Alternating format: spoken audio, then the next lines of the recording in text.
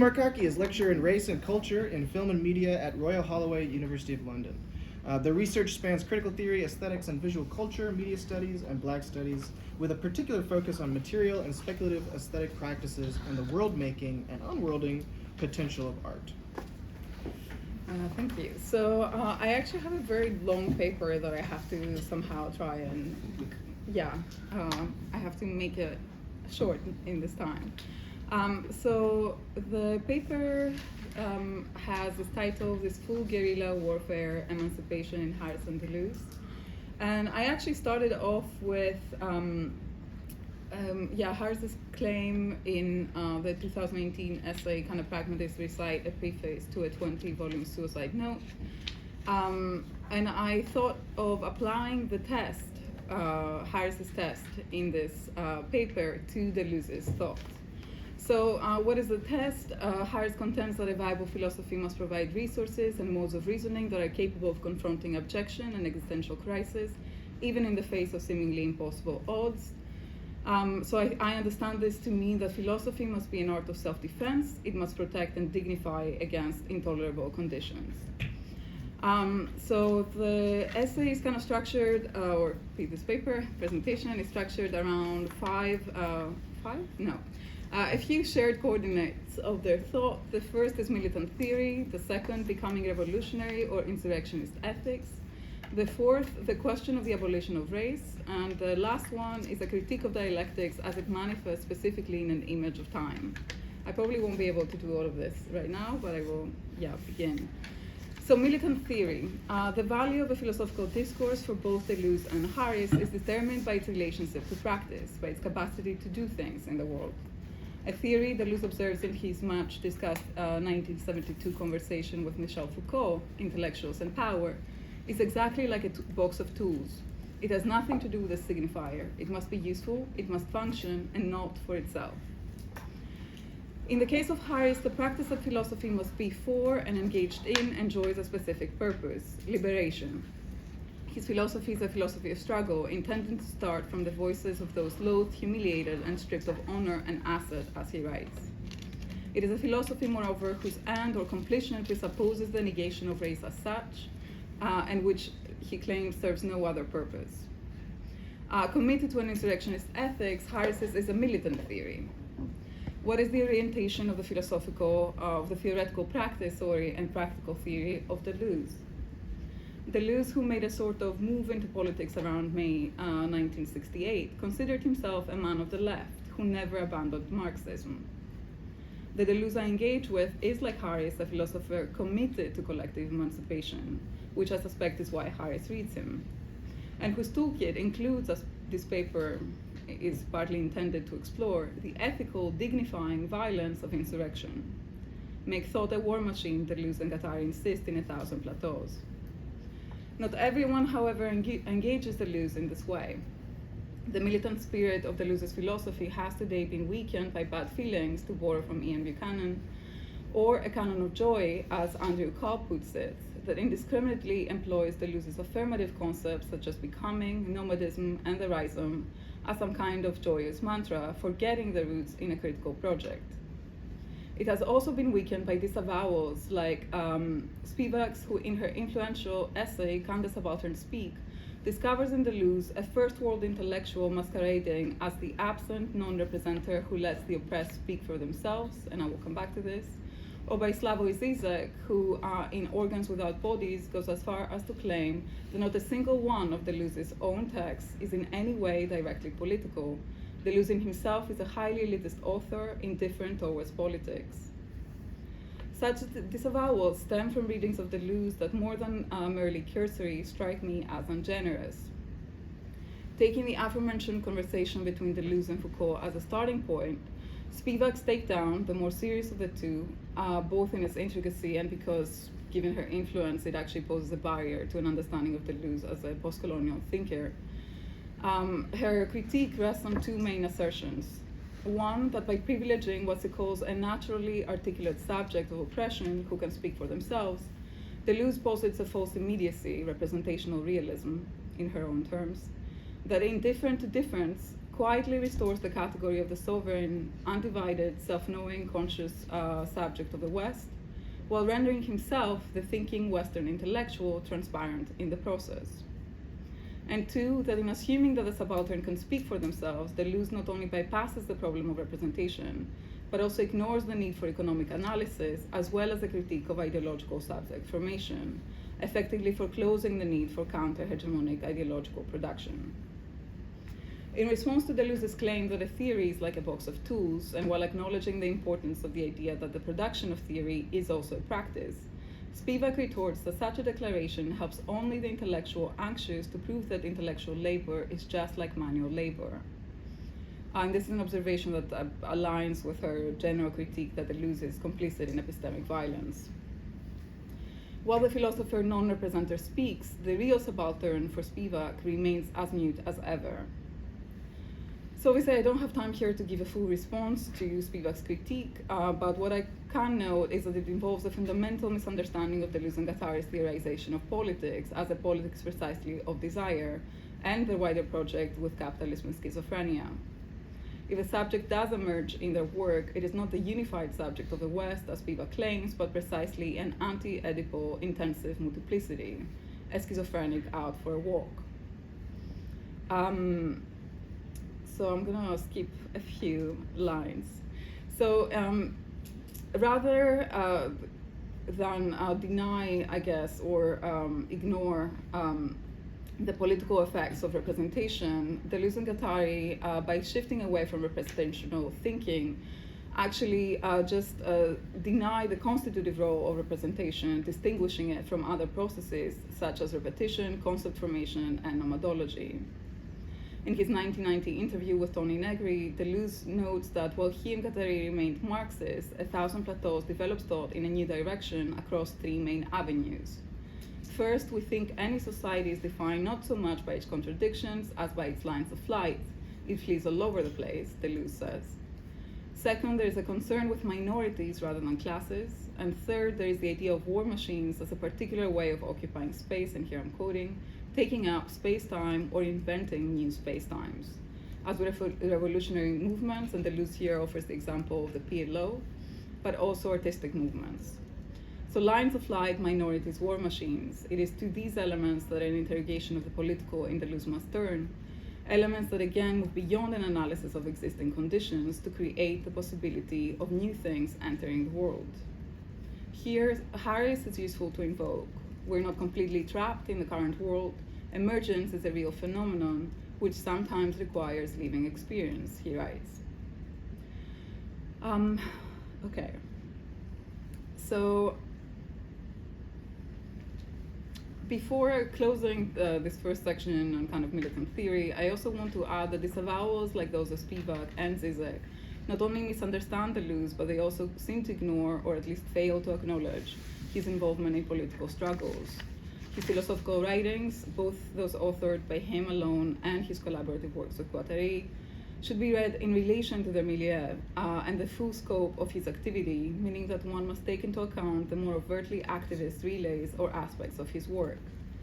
At the time of the publication of Spivak's polemical essay, and beyond his involvement with the information group for prisons initiated by Foucault, Deleuze had already been an outspoken supporter of the Palestinian cause for a decade. Between his first collaborative work with Guattari in 1972 and their last, What is Philosophy, in 1991, Deleuze authored a series of articles against Israel's colonization of Palestine, deploying the term genocide to describe the dispossession and systematic erasure of the Palestinian people. In 1980, after meeting Palestinian diplomat Elias Sambar, Deleuze also became instrumental in the creation of the Journal for Palestinian Studies, with Sambar as the editor-in-chief. So I'm just skipping a few things, but Spivak's critique might have us question both the authenticity of such voices, and here I'm referring to the voices who participated in this journal, the Palestinian Journal, and who, according to Sambar, were Palestinians, but also Arabs, Europeans, and Jews would write for this journal. So Spivak's critique might have us question both the authenticity of such voices, if they may fit her profile of what she calls the elite subaltern, and the degree to which Deleuze's support can be dismissed as merely symbolic. However, I think that an inquiry along these lines is itself politically impotent, insofar as the purity it appears to demand is more often than not paralyzing. So I prefer to read Deleuze's involvement as indicative of what Harris, after Vinatas, calls a awakening, seeing or simply accepting a duty to others. Militant theory indeed emerges as a response, a product of such awakening, rather than a rational or moral analysis prescribing a framework for action from the outside. So, becoming revolutionary. So by his own admission, Deleuze entered politics around May 1968, a pivotal movement of rupture that profoundly shaped his thinking. Both Anti-Oedipus and A Thousand Plateaus address the question of how to be worthy of the event of 1968, embracing a revolutionary becoming after the event. And in the interview with Negri, also, Deleuze counters the view that 1968 was a failure, distinguishing between the historical outcomes of revolutions and the personal existential dimension of revolutionary becoming. So I have this whole thing here about how some of the ideas, I guess, those political concepts that first emerge in Capitalism and Schizophrenia, the 2 volumes, can be traced back to Deleuze's earlier work, The Logic of Sense.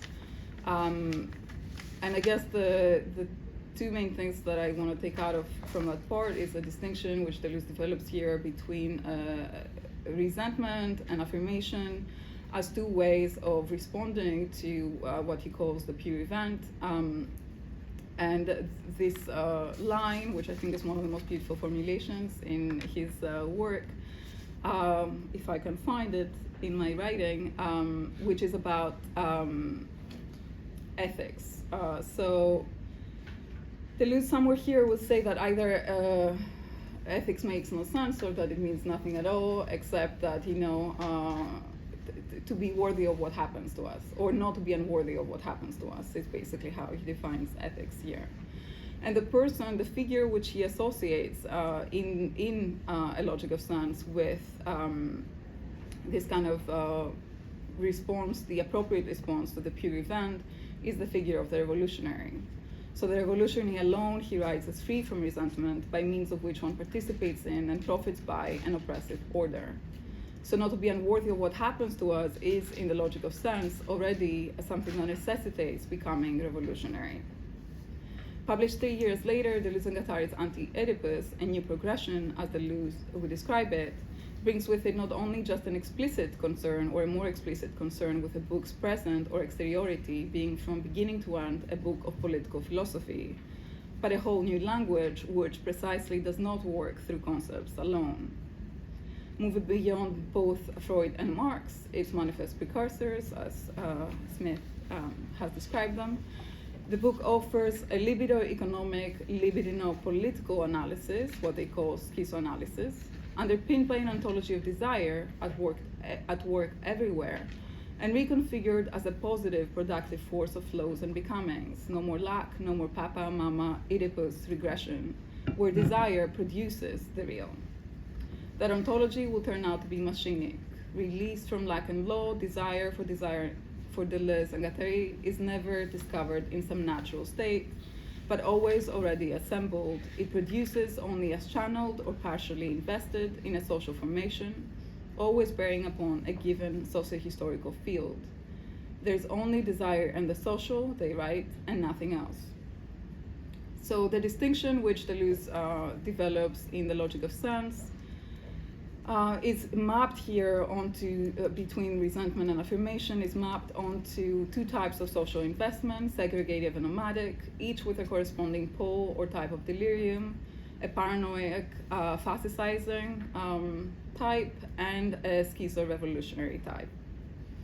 What was previously articulated in terms of a movement of counter-effectuation or counter-actualization of the event becomes in this work a line of flight. And the figures attached to this line are here not the revolutionary in general, but John Brown, the 19th century American abolitionist who, as Harris's legend has it, inherited the spirit of David Walker, and George Jackson, imprisoned radical intellectual and a field marshal of the Black Panther Party, whose assassination in 1971 Deleuze had written about in the 3rd issue of the Intolerable Inquiry produced by the GIP. So immediately after introducing the schizo-revolutionary delirium of molecular, minor, marginal associations, Deleuze and Guattari writes, "Good people say we must not flee, that to escape is not good, that it isn't elective, and that one must work for reforms. But the revolutionary knows that escape is revolutionary, provided one sweeps away the social cover on leaving, or causes a piece of the system to get lost in the shuffle. What matters is to break through the wall, even if one has to become black like John Brown. George Jackson, I may take flight, but all the while I'm fleeing, I will be looking for a weapon." So a great deal is packed into these lines, as Michel Kerner observes in Lines of Escape, invoking the 19th century American abolitionist John Brown. The text aligns anti-racist militancy with becoming black, while a second connection directly quotes George Jackson, and then introduces this element of an escape that is already revolutionary and not just resistance, I guess.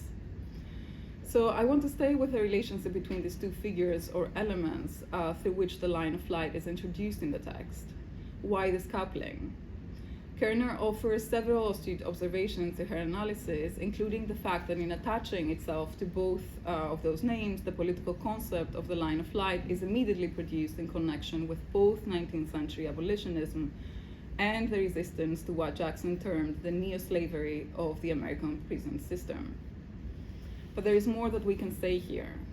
So consider the even in the phrase, even if one has to become black, like John Brown. So what does the even do here? As Harris reminds us, Brown took on unfathomable risk in planning and leading the raid on the federal arsenal at Harper's Ferry, Virginia, in October 1859.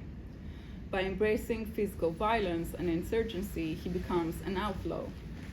Captured 2 days later after the raid, he was executed on charges of treason, murder, and insurrection in December 1859.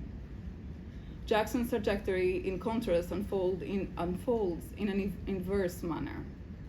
Sentenced by the state of California to the indeterminate term of 1 year to life at the age of 18 for an armed robbery of $70 at a gas station, he transforms into a revolutionary from inside his prison cell. In Soledad Brother, he writes, "I met Marx, Lenin, Trotsky, Engels, and Mao when I entered prison, and they redeemed me." But this transformation is not simply intellectual, but practical, a shift from merely surviving within a system designed to oppress to actively fighting the system in pursuit of collective liberation.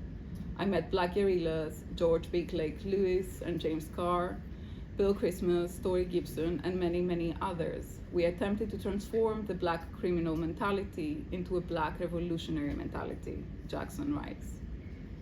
So Deleuze and Guattari's coupling of Brown and Jackson produces a lineage of lines of flight that intersect precisely at the point, which is the edges of the system, where criminality and revolution converge. Both are exceptional individuals who share not only an antagonistic relationship to society and law, but also the courage to wage war against war, and not just in theory. As Palestinian intellectual and activist Basel Al-Araj notes in a collection of writings published in 2018, the beginning of every revolution is an exit from the social order that power has enshrined in the name of law, stability, public interest, and the greater good. We therefore also understand the smooth transition from the outlaw into the revolutionary, the one who resists. It is this exit, fugitivity, or the line of flight, etymologically linked to it, as the expression of an anterior anarchic drive and alternative social poetics that always accompanies the becoming revolutionary of desire, and not anti-racist militancy per se, I would argue, that Deleuze and Guattari align with becoming black.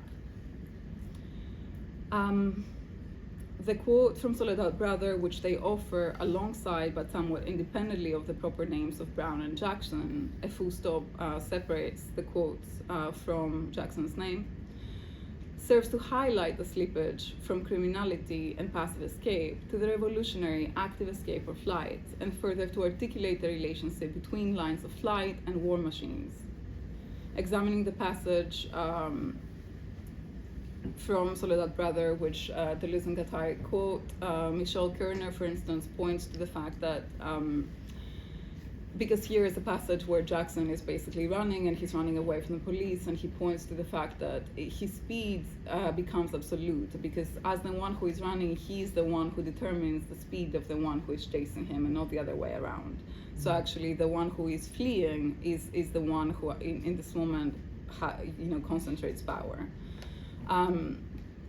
So the original So I guess this is the quote, this is the passage from which they draw in this moment to precisely offer this concept of the line of light. But not all lines of light involve physical escape, and I'm not going to read this out, but I wanted to note also Deleuze's line from one of his writings on Palestine, where he is talking about another improvisational weapon of insurrection, so not Jackson's stick, but this time the Palestinians hurling stones. So he's talking about stone throwing, and he writes that men are born out of the stones. And I take this to be another instance where insurrection is in Deleuze actually associated with, is a sort of dignifying practice. So, and I guess as a side note to this, I should add that a people, Deleuze and Guattari observe in what is philosophy, can only ever be created in this way, they write, in abominable sufferings. Or more precisely, in the fugitive movement of stolen life, and here I'm borrowing a quote from Fred Moten. Do I have any, I'm not sure how much time I have left. 22 minutes right now. No. She must not understand she has left. 3 minutes or 2 minutes. Okay, cool. So I'm gonna skip the last part, and I'm gonna very quickly, I guess, address this question of the problem of the abolition of race. So I'm not going to, I think, even this idea of the becoming black of brown points to an understanding of race and social aggregates as kind of emergent and contingent, or in Harris's terms, an absolute.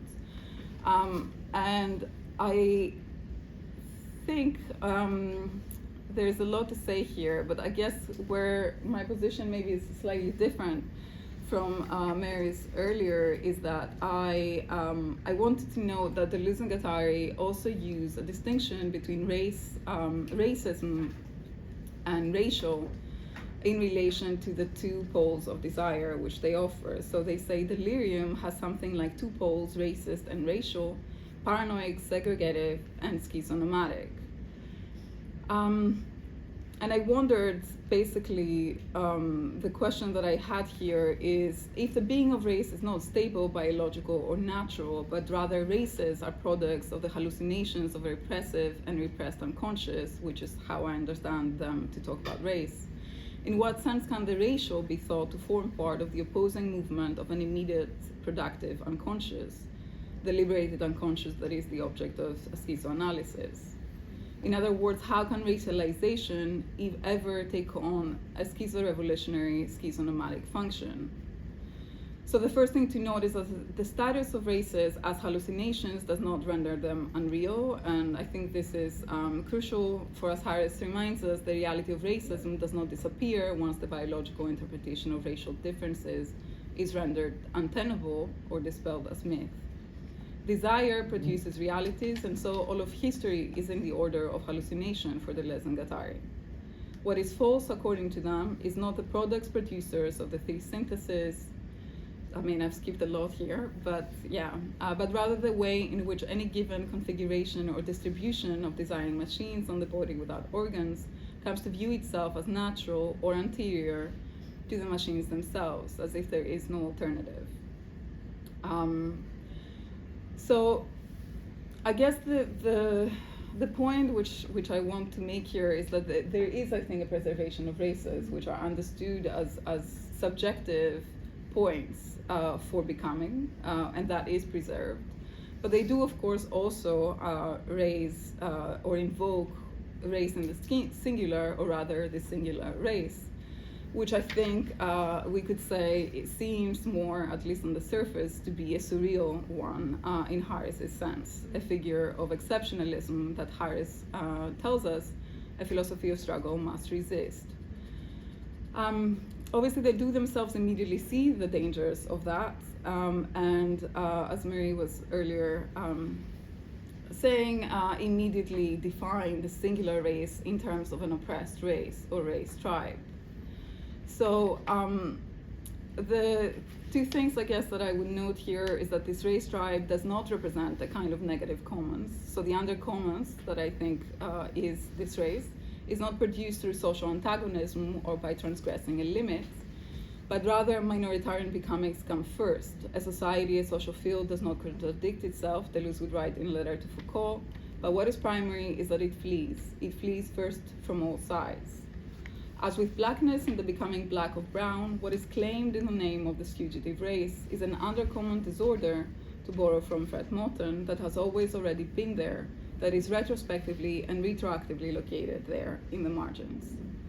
And second, and I guess I will leave it there, and keeping in mind that capitalism and schizophrenia subverts not only Freud but also Marx, this race seems to take the place of the working class, to be the locus, that is, of revolutionary potential for schizoanalysis. It is connected to this other surreal entity in their thoughts, the people to come.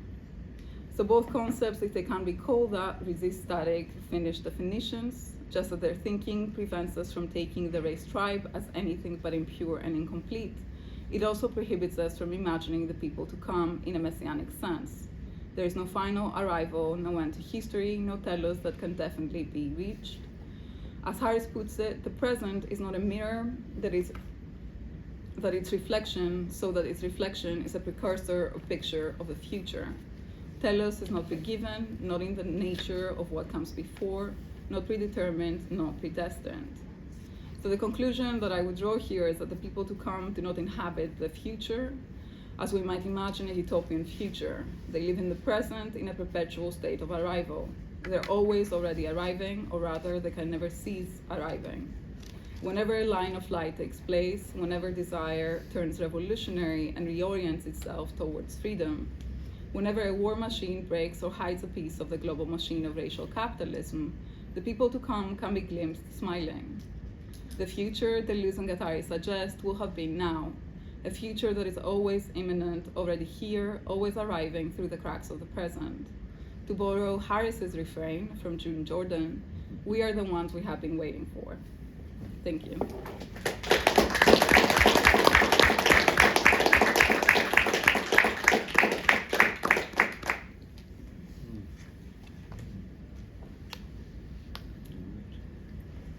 So I've noticed this over the years, and I've never known what to say about it. But so the George Jackson quote is, I may run, but as I'm running, I'm looking for a stick, comma, a defensible position.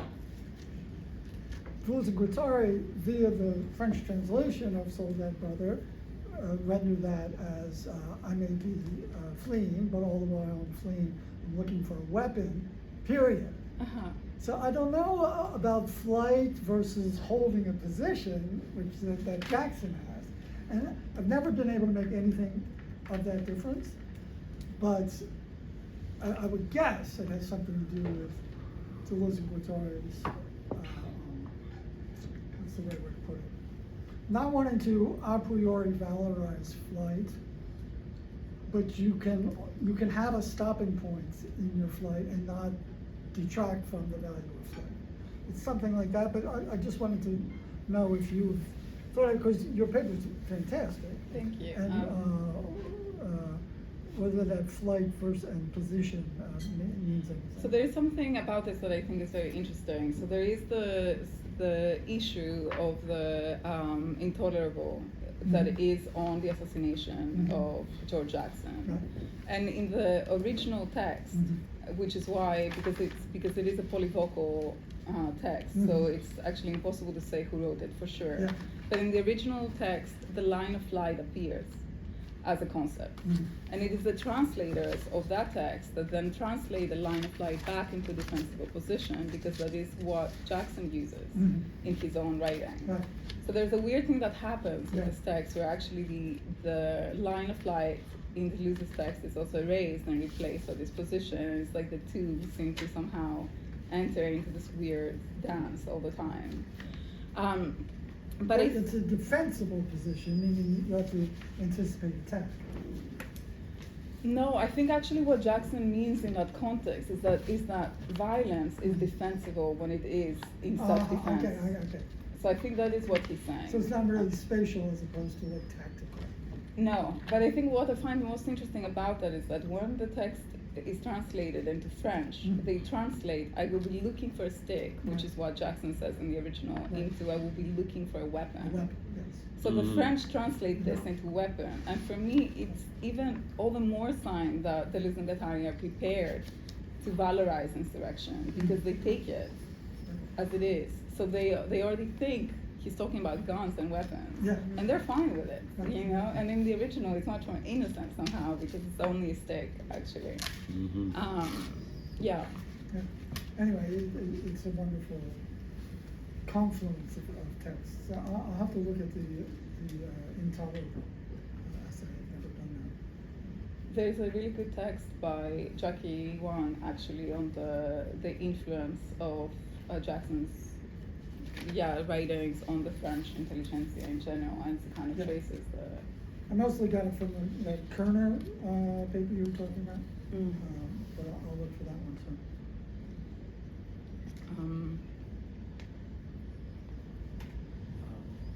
Probably more of a comment, and whether you can say anything about it will depend on whether you've read Ursula Le Guin's The Ones Who Walk Away from Romulus. Mhm. And I was just thinking about this idea of walking away, or the line of flight as revolutionary, and mapping that on to her claim that she puts it very beautifully, like no one knows where they go. I'm not even sure we can imagine where they go. So all of these notions that you discuss about the always arriving and not waiting for the future, connected to this notion of a revolutionary departure from some intolerable situation. I mean, I haven't actually read the text, but the thing that I would say is that I am personally, and I guess with this, even though there's huge parts of it that I didn't have time for, because I was under the impression we have more time, that I am resistant to the idea that those things, that the outside in Deleuze is somewhere else. Because I think the point is that the outside is everywhere, that it is in, that the ghetto is an outside, but so is every kind of bit of space and time that doesn't comply with like whatever racial capitalism inscribes as the mode of being. So that any time that we practice being together differently, we're already outside, we are the people to come in that moment. And in that sense, I do think that there is a very pragmatic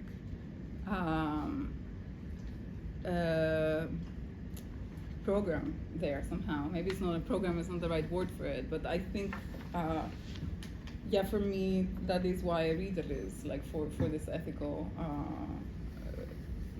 pragmatic element.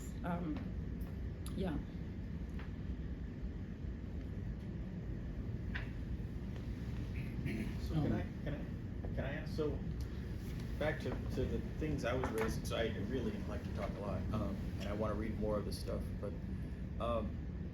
so the sorts of things that I was talking about,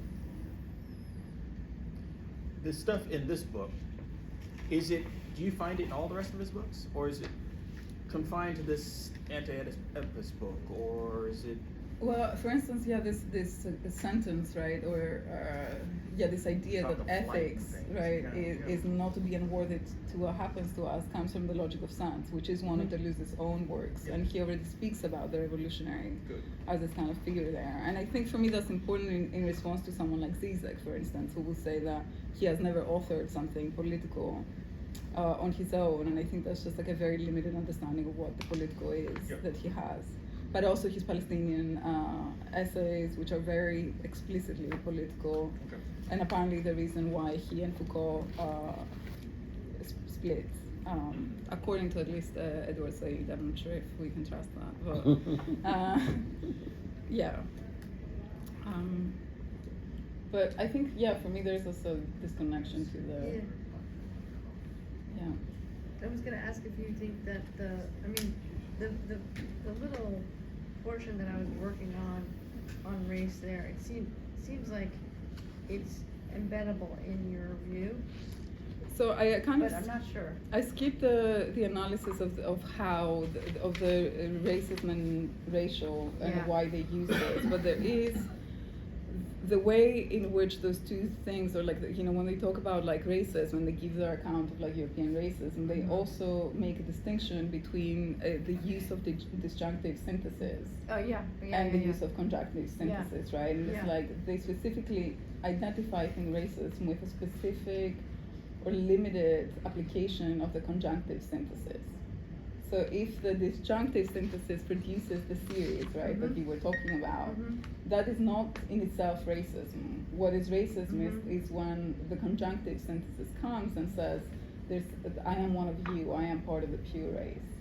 So it's at that moment that the serial turns into that's- some kind of killing device. Yeah, okay, that's when I'm putting them together, that's the moment where, I think that's how I'm thinking of that, when the conjunctive is put together with it, in the second version that I was talking, does that? Yeah, no, Does it but I think map that's up? exactly Okay, okay. what you were saying. So Okay. the first thing you have the disjunctive, the production of we the should use series, that, and yeah. then there's the conjunctive synthesis that actually turns it into a racist series, Okay, essentially. okay. But I think when they Yeah, I say did that backwards. when they identify the racial with the schizonomadic revolutionary desire, Yeah. it seems that you can rescue the series from racism, Oh, and I think that's where I would disagree. Okay, and I was slightly. reading them, right, I was reading them differently there on that it's, right, I was thinking they're accepting the, unsavability of it, that they think it's, I was reading it Yeah, whereas I differently. think they actually see the races as, which are like what even is that, right? But like Yeah. as more, more More points of becoming. Yeah, So it's like yeah. just these like intensive states Yeah, that you can yeah. enter, but it's always like becoming black or never actually being black, right? Or like Yeah, becoming- that's why I thought that they would, enjoin us to abandon the version of race that I was talking about there, precisely because it has nothing to do with becoming. Like it's all about being, and it's all about the categorical identity categories. And so to me, I thought that, I could be wrong, but this is what I was thinking is exactly that which is not about being, not about becoming, but committed to being is the version of race that they think is intrinsically a weapon. Yeah, and I personally I don't don't know know what if happens when you treat races, right? Because there is Yeah. a distinction. The races There. or races, as Mhm. they say, or like the racial as, points that are precisely non-categorical. Yeah, But yeah. like moments of experimentation or whatever. Yeah. Then whatever is left of race is definitely not. Yeah. So I think in that sense they are compatible with With a project that would claim Yeah. to abolish Yeah, race. yeah. Yeah. Thank you. Thank you. That's very good.